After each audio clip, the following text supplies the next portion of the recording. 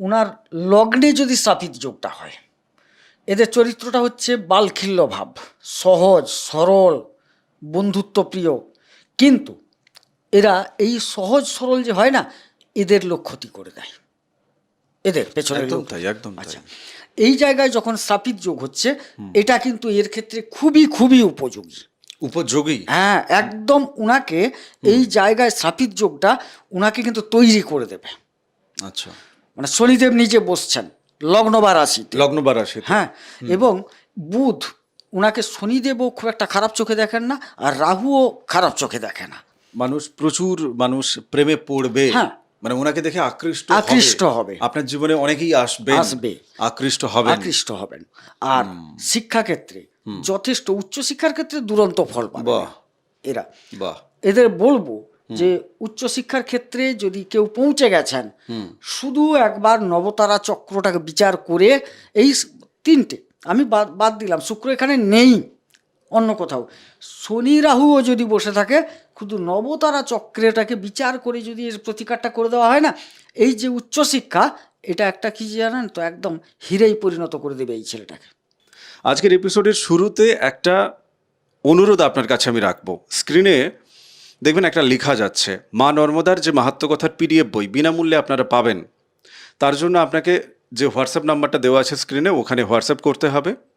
আপনারা প্রত্যেকে হোয়াটসঅ্যাপ করুন, এবং এই পিডিএফ বই আপনি ফ্রি অফ কস্ট, বিনামূল্যে জাস্ট পিডিএফ বইটা আপনি পাবেন আর কি। বাকিদের সাথে প্লিজ আপনি শেয়ার করবেন। মায়ের কর্মী হিসাবে, মায়ের সন্তান হিসাবে আমরা সবাই একটু করি। আজকের এপিসোডে আপনাদের কাছে আমার এটা বিশেষভাবে অনুরোধ থাকছে।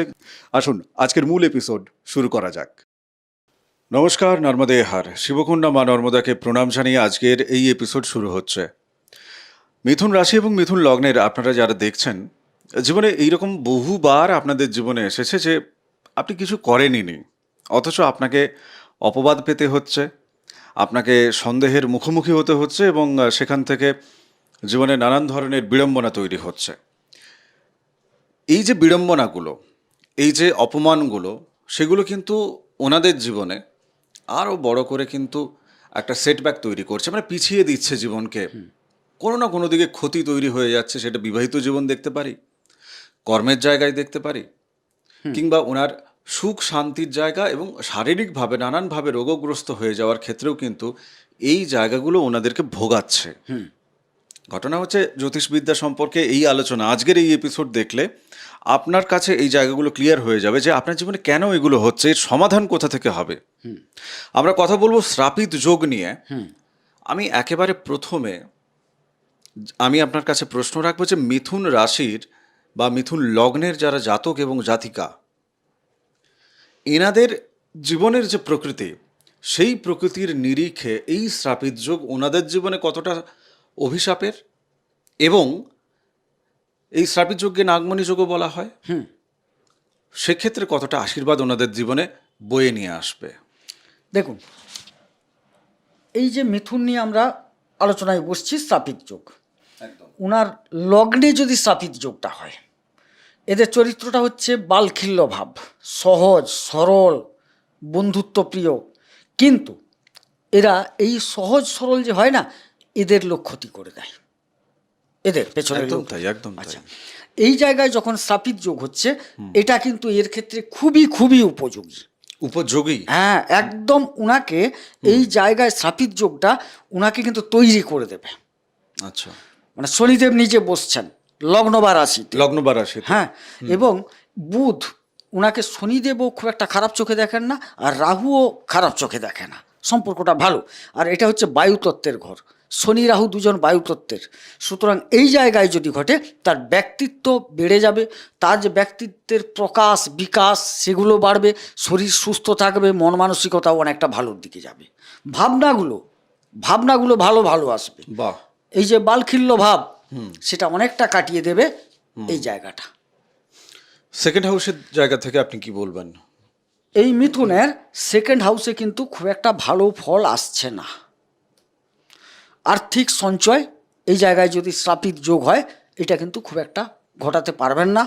শ্রাপিত যোগ আসবে না, বরং এখানে ক্ষয়ক্ষতিটা বাড়বে। কারণ রাহু চন্দ্রে একটা গ্রহণযোগ চলে কিরকম আসে। ক্ষয়ক্ষতি আসতে পারে? মানে এখানে যখন বসে যাবে, এখানে চন্দ্রের জায়গা কিন্তু এটা মূলত, এই জায়গার সাথে শনিও প্লিজ নয়, আর রাহু এই জায়গায় প্লিজ নয়। তাইলে ক্ষয়ক্ষতি বলতে এখানে আর্থিক ক্ষয়ক্ষতিটাকে ধরবো, কুটুম্বদের সাথে একটা বিরোধিতা তৈরি হওয়ার সম্ভাবনা। মানে ওনার আত্মীয়রা ওনার আসলে আত্মীয় থাকছেন না না, কি? এটা সেখানে সম্পর্কের অবনতি ঘটবে। আচ্ছা, মায়ের সাথে? মায়ের সাথে তো আমরা চতুর্থ ঘরে যাব, আচ্ছা, বেশ, এটা ঠিক আছে। সেকেন্ড ঘর থেকে আলোচনা হবে না। আচ্ছা, এখানে দেখবেন খাবারে তিনি খুব একটা অসন্তোষ ভাব থাকবে। আচ্ছা, আচ্ছা, এটা ঘটবে। তারপর আত্মীয় বললাম, খাদ্য বললাম, বাক্য, কটু বাক্য ব্যবহার করে ফেলতে পারেন মানে এই ওনার জায়গায়। নিজের? হ্যাঁ, কথা বলার সময় আচ্ছা, একটা দেখবেন, একটা মধুর কথাবার্তা, একটা সুললিত কথাবার্তা, এগুলো তো থাকে।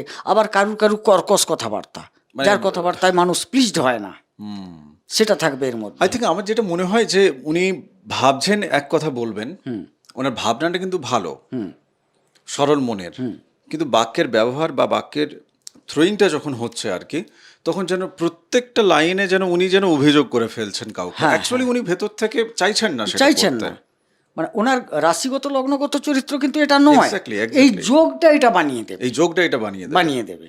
এটা ভয়ঙ্কর ব্যাপার। এটা ব্যাপার, মানে উনি তো একা হয়ে যাবেন তাহলে। এটা ঘটছে তো।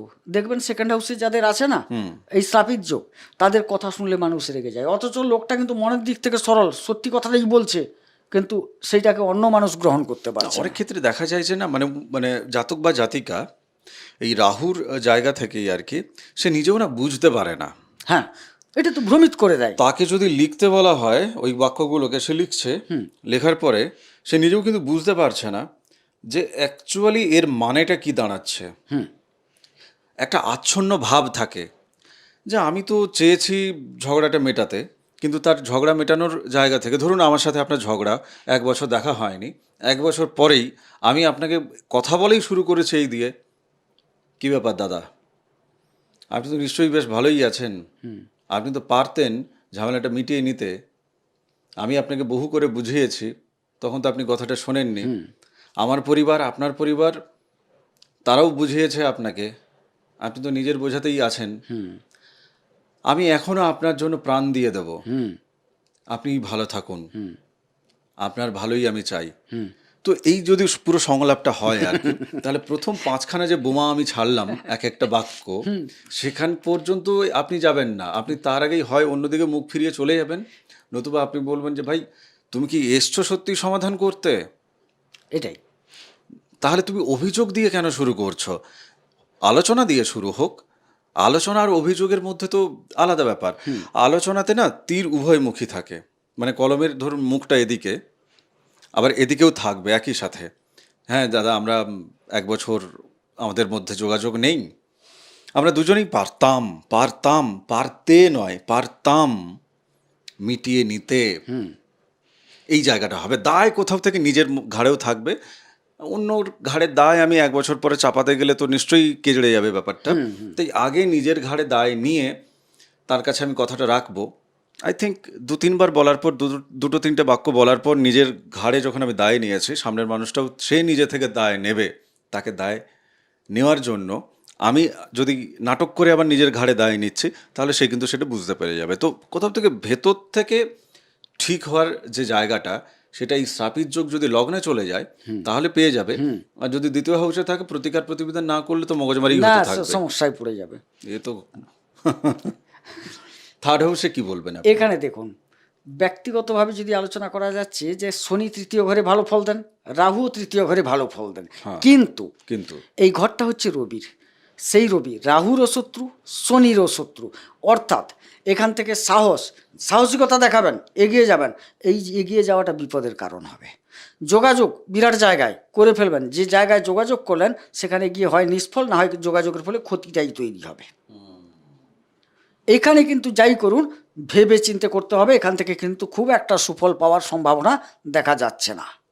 মানে উনি নিজেই আসলে নিজেকে বড় একটা স্তরে এক্সপ্লয়েট করার জন্য নিজের মগজমারিটা হয়ে যাবে আর কি। হয়ে যাবে ওটা। আচ্ছা, আমরা যে সমস্যাগুলোকে নিয়ে কথা বলছি বা যে জায়গায় সমস্যাগুলো আছে, প্রত্যেকটার প্রতিবিধান আছে না, এক কথায় বলা যাবে না। আগে আপনার জন্মছকটা দেখতে হবে। হোয়াটসঅ্যাপ নাম্বারে আপনি জ্যোতিষ বিচার করতে চাই লিখে পাঠাবেন। তারপর আপনার ভাগ্য গণনা করার পর সেটা বলা যেতে পারে যে হ্যাঁ প্রতিকার আপনাকে দেওয়া যাবে কি দেওয়া যাবে না, এই জায়গাটা তখন বলা যাবে, হবে কি হবে না সেই জায়গাটাই বোঝা যাবে। আচ্ছা, চতুর্থ হাউসে আমরা চলে যাই। চতুর্থ মায়ের ঘর, যে প্রসঙ্গটা আমি রেখেছিলাম, মা, মায়ের সাথে। এইখানে কিন্তু মধ্যম ফল, মায়ের সাথে আচরণগতও মধ্যম ফল।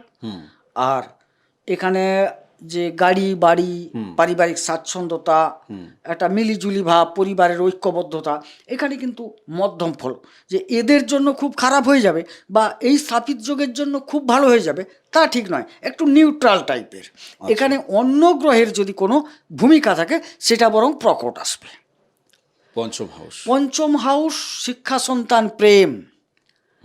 শুক্রের ঘর, শনিও উচ্চ বন্ধু ব্যক্তি, রাহু উচ্চ বন্ধু ব্যক্তি, মানে রাহুর উচ্চ স্থল নয়, রাহু হচ্ছে বন্ধু শুক্রের। তাহলে একদম তিনজন মিলে গেল, কথাটা বুঝলেন? তিনজনই একই ক্যাটাগরির লোক। তাইলে এখানে প্রেমটা কীরকম হবে? প্রেম হবে না, প্রেম উড়বে, দৌড়াবে না, উড়বে। এখানে প্রেম হলে সার্থকতা পাবে এবং দৌড়াবে, প্রেম উড়বে। ওনার ওনার জাতক বা জাতিকার প্রতি প্রচুর মানুষ প্রেমে পড়বে, হ্যাঁ, মানে ওনাকে দেখে আকৃষ্ট হবে। আপনার জীবনে অনেকেই আসবে, আকৃষ্ট হবেন। আর শিক্ষাক্ষেত্রে যথেষ্ট, উচ্চশিক্ষার ক্ষেত্রে দুরন্ত ফল পাবে এরা। এদের বলবো যে উচ্চশিক্ষার ক্ষেত্রে যদি কেউ পৌঁছে গেছেন, শুধু একবার নবতারা চক্রটাকে বিচার করে, এই তিনটে আমি বাদ দিলাম, শুক্র এখানে নেই, অন্য কোথাও শনি রাহুও যদি বসে থাকে, শুধু নবতারা চক্রটাকে বিচার করে যদি এর প্রতিকারটা করে দেওয়া হয় না, এই যে উচ্চশিক্ষা, এটা একটা কি জানেন তো, একদম হিরেই পরিণত করে দেবে এই ছেলেটাকে।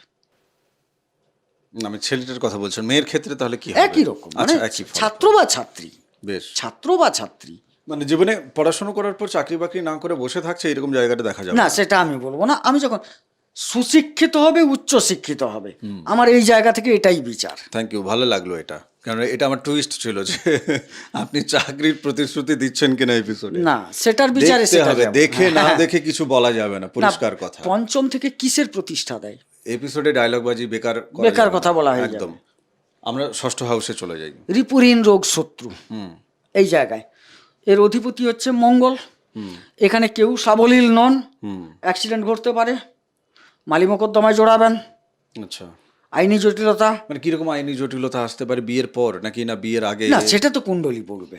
দেখুন, এটা কুণ্ডলী বলবে, মানে আপনার এখানে যে জটিলতা আমি দেখবো কি সার্বিক ক্ষেত্র থেকে জটিলতা দেখছি, আছে এটা একটা সারা জীবনের কোনো না কোনো সময় এই ইভেন্টটার মধ্যে দিয়ে ওনাকে যেতে হবে। এবারে সেই জায়গায় নবতারা চক্রে দেখা গেল এ বৎতারা সে প্রত্যরী তারা এরকম যদি নিয়ে নেয়, তাইলে তো খেলা জমে গেল। বুঝতে পেরেছি। সপ্তম হাউস বিবাহের জায়গা, বিবাহের জায়গা খুব একটা ভালোও দেখছি না, মন্দও দেখছি না, তবে খুব একটা ভালো জায়গা এই স্থাপিত যোগের কারণে পাওয়ার সম্ভাবনা নেই। বরং দেখা যাচ্ছে বৃহস্পতি যদি বসে না থাকে ধনু জায়গাটায়, তাইলে কিন্তু বিবাহের জায়গা খারাপ। আর যদি বৃহস্পতি ওখানে কোনো কারণে বসে থাকে বা দৃষ্টি রাখে, তাইলে কিঞ্চিত ভালো, কিন্তু ভালো বলবো না। মানে বিবাহিত জীবনে, মানে অমনি আপনি দেখুন মিথুন রাশির বিবাহিত জীবন মহারাজা বা মহারানী হয়ে উনি থাকলেন, বাকি সব কিছু একদম সুন্দরভাবে চলবে সেটা না। যে কোনো কারণে বৈবাহিক জীবনে দাম্পত্যের সমস্যা কিন্তু আসার সম্ভাবনা আছে। নেহাত শক্তিশালী বৃহস্পতি যদি ওইখানে থাকেন বা ভালো জায়গা থেকে ওখানে দৃষ্টি দিয়ে রাখেন, তাইলে কিন্তু কিঞ্চিত প্রশমিত হবে। না হলে কিন্তু ওই যে আইন, আগে বলছিলাম আইন, ওখানে চলে যেতে হতে পারে। আচ্ছা, ধরুন কারোর সপ্তম হাউসে মিথুন রাশি বা মিথুন লগ্নের কোনো জাতক বা জাতিকা, তিনি তার পার্টনারের এই সপ্তম হাউসে তিনি দেখছেন যে শনি এবং রাহু, এই স্থাপিত যোগ পার্টনারের ক্ষেত্রে বলছি, তার তৈরি হয়ে আছে। তাহলে এক্ষেত্রে ধরে নেওয়া যেতে পারে কি, যেহেতু রাহু আছে, যে রাহু এক্ষেত্রে শক্তিশালী হয়ে সে একটা সন্দেহ তৈরি করবে তার অপোজিটের প্রতি, এবং একাধিক মানে পরকীয়ার দিকে আকৃষ্ট হবে, ইত্যাদি ইত্যাদি। এই জায়গাটায় বললাম যে আটকানোর লোকটা যদি বসে না থাকে, তাইলে কিন্তু ঘটনাটা ঘটবেই। মানে তৃতীয় ব্যক্তি এসে ছড়ি ঘোরাবে, সে বিভিন্নভাবে যা যা করে আসা যায় বা যা যা ঘটনা ঘটানো যায়, বা ওটাও দাম্পত্যে সে এসে প্রবেশ করে যাবে। কিন্তু এই ঘরের যে মালিক, পাহারাদার, সে যদি সেখানে বসে থাকে, তাইলে কি হচ্ছে, সেই পাহারাদার তো ঢুকতে দেবে না, না। এবারে সেটা তো আমি বুঝবো কি করে যে পাহারাদার আছে কিনা। বা অনেক জন্মছক সময় দেখতে কি হয় বলুন তো, আপনি দরজাটা আপনার খোলা আছে, আপনি বাগানে কাজ করছেন, কিন্তু আপনার লক্ষ্য আছে আমার বাড়ির দরজাটা খোলা আছে, কুকুরটা ঢুকছে নাকি। যদি একটা কুকুর রাস্তা দিয়ে যায়, ও আপনি সাবধান করে হ্যাট হ্যাট করে তাকে তাড়িয়ে দেবেন, দেন তো, এটা জেনারেল ঘটনা। হ্যাঁ। সেরকম বৃহস্পতি যদি ভালো জায়গা থেকে ওখানে বসে দৃষ্টি রাখে, সেও একটা তাড়াবার ব্যবস্থা করবে। আর ওখানে বসে থাকলে তো উপায় নেই, তাড়িয়ে দেবে। আর যদি বৃহস্পতির কোনো কম্বিনেশন ওইখানে না থাকে, তাইলে ওই যে তৃতীয় ব্যক্তি এসেই সে এবারে এখানে তালগোলটা পাকিয়ে দেবে। বেশ। নেক্সট হাউস, অষ্টম হাউসে। না, খুব একটা ভালো ফল পাবে না। অপমান অপযশ এইগুলো থাকছে, এবং এটা কিছুটা সঙ্গীও ওদের। হ্যাঁ, আচ্ছা, আচ্ছা, মানে এগুলো ঘটবে। অপমান অপযশ এটা জীবন সঙ্গী হিসাবে একদম থাকলোই নাকি? অ্যাকচুয়ালি ওরা খুব সরল মনের মানুষ হয়। এবার বিনিময়ে ওরা কিন্তু একটা পায় ধাক্কা, মিথুন রাশির লোকেরা। আর তার সাথে তো এটাই সোনায় সোহাগা হয়ে গেল, সাফির যোগ পড়ে গেল। তার মানে আরও অপমান অপযশ ক্ষয়ক্ষতি ধ্বংস এগুলো তার ঘটে যাবে। ধরুন কারোর এই জায়গাটা তো শনির ঘর, মকরের জায়গা থাকছে, এক্ষেত্রে কেউ যদি প্রতিকার করিয়ে নেয়, তাহলে সেক্ষেত্রে কতখানি মোটামুটি নিরসন হতে পারে? দেখুন, শনির নিজের ঘর, অথচ এখানে তিনি কিন্তু সাবলীল নন। মকর রাশির ক্ষেত্রে বলছে, এখানে যদিও আমরা আলোচনাটা করছি কোন জায়গায়, মিথুনের জায়গা মিথুনের, থেকে। কিন্তু মকর রাশিতে শনি নিজেই মারক। না, আমি বলছি প্রতিকার প্রতিবিধানের দিকে যদি অবশ্যই, যান। মানে আমি বলছি কি, প্রতিকার প্রতিবিধানটা অবশ্যই করাতে হবে, গুরুত্ব দিয়ে।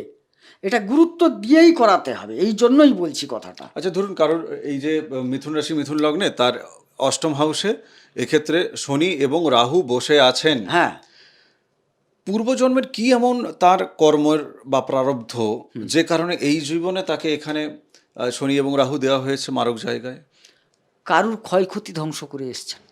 মানে উনি নিজে হ্যাঁ, করেছেন পূর্বজন্মে। পূর্বজন্মে আচ্ছা। তাকে সেখানে ইন্ডিকেট করানো হচ্ছে তোমারও ক্ষয়ক্ষতি ধ্বংস হবে। মানে তুমি যা করে এসছো তার তো এখানে পাবে।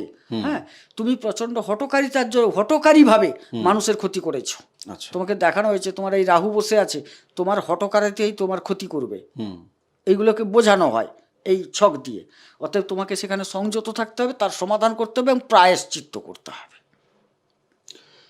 নবম জায়গা ভাগ্যের জায়গায় কি ফলাফল দিচ্ছে? মারাত্মক ফল পাবেন, মানে মারাত্মক মানে ভালো ফল। অতি মারাত্মক ভালো ফল। ভালো ফল। হ্যাঁ, শুভ ফল পাবেন এই দুটো জায়গায়। মানে এই যে জায়গাটায় দুজনই একদম সাবলীল স্বাচ্ছন্দ্য বোধ করেন এবং দুহাত তুলে আশীর্বাদ করার জন্য প্রস্তুত থাকেন শনি এবং রাহু। রাহু এখানেই সাফির যোগ যদি ঘটে, ভাগ্যদেবীর পূর্ণ আশীর্বাদ। মানে অনেক সহজে ওনার জীবনে, আপনার জীবনে বাকি অনেক কর্মটা সহজে করতে হবে, কর্মটা করতে গেলে ভাগ্যের যে একটা সহায়তা সেখানে পরিপূর্ণভাবে লাভ করবেন এরা। না, ঠিক আছে, সেটা অবশ্যই ক্লিয়ার। দশম হাউসে। হ্যাঁ, দশম হাউসে মধ্যম ফল, খুব একটা ভালো ফল আসছে না। প্রচুর খাটনি করতে হবে, খাটাখাটনি করতে হবে, দিলে কিন্তু তিনি সুফল পাবেন। পাবেন না একদম বলবো না, পাবেন, অল্প পরিমাণ পাবেন।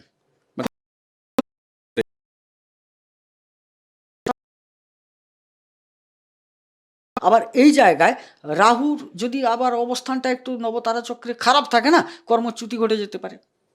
আপনার হঠকারিতায় আপনি ঝগড়া লাগিয়ে দেবেন। যেখানে কাজ করছেন কোনো একজন বস তো থাকে, বা মালিকের, কাজ করতে হলে তো যে কোনো একটা মালিক পক্ষ থাকে।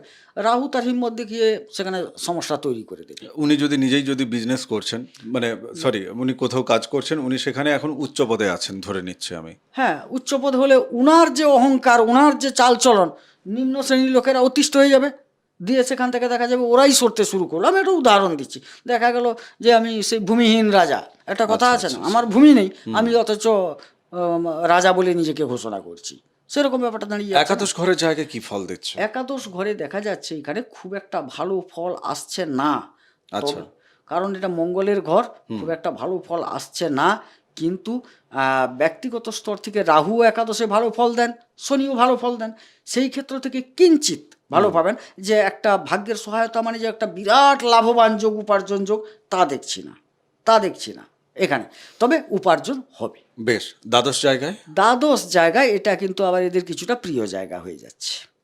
তার মানে এক্ষেত্রে মুখের দিকে বা যে জেল জরিমানা বা ইত্যাদি ইত্যাদি যে উপলব্ধির যে জায়গাটা, সেই উপলব্ধির জায়গাটা খুব অল্প সময়ে, অল্প বয়সে আপনার জীবনে আসবে এবং আপনি অনেক ম্যাচিওর হবেন, এটা বলা যায় কি? অনেকটা। শুনুন, এখানে শনিও একটিভ, বন্ধু ঘর।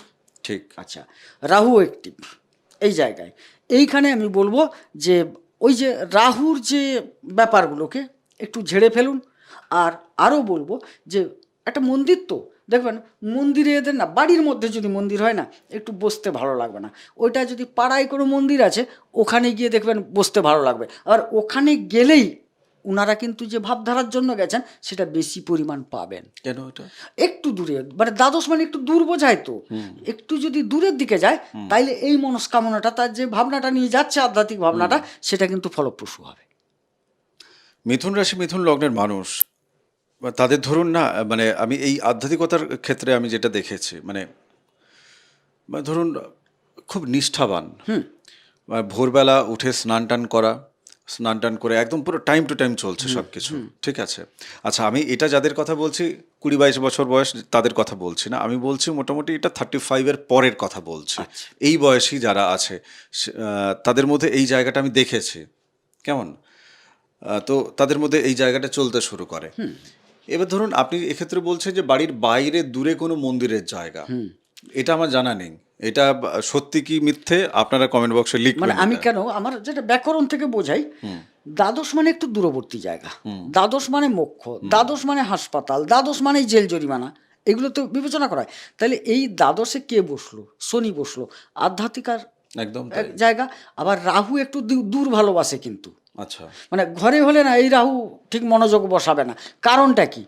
আপনি হয়তো বসতে গেলেনও, বাড়ির গিন্নি একটা ডাক মারলো, এটা নেই সেটা আনো, তুমি সে বসে গেছো মন্দিরে, ততক্ষণ 15 মিনিট বসলে হয় না, 3 ঘন্টা বসে গেছো। আমি একটা উদাহরণ দিচ্ছি। কোনোভাবে এই জায়গায় কিন্তু তিনি বাধাগ্রস্ত হবেন। ঠিক ওটা যদি 4 পা চালিয়ে যান, সেখানে কিন্তু বাড়ির লোকটা দৌড়ে গিয়ে কিন্তু বলবে না। মানে এখানে যেহেতু রাহু আছেন, একটু সরে যেতে বলছি, দিলে মনস্থিরটা হবে, কেউ তাকে মানে সংযোগ ঘটাতে ব্যাঘাত তৈরি করবে না, এই জায়গাটার জন্য বলছি। বেশ। আজকের আলোচনা আমি আপাতত এখানেই বিরাম জানাচ্ছি। আপনারা আজকের এই এপিসোড পুরোটা দেখলেন। আপনাদের জীবনের সাথে কোথায় কোথায় মিলল আর কোথায় কোথায় অমিল আছে, সেই জায়গাটা অবশ্যই কমেন্ট বক্সে লিখবেন। কিছু প্রশ্ন থাকলে সেটা অবশ্যই লিখবেন আপনারা। আগামী এপিসোডে আপনাদের সাথে দেখা হবে, তবে তার আগে তপভূমি নর্মদা মা নর্মদার মাহাত্ম্য কথা অডিও সিরিজ 365 এপিসোড আছে, আলাদা প্লেলিস্ট করা আছে এই চ্যানেলে, আপনাকে শোনার জন্য আমি অনুরোধ জানাই।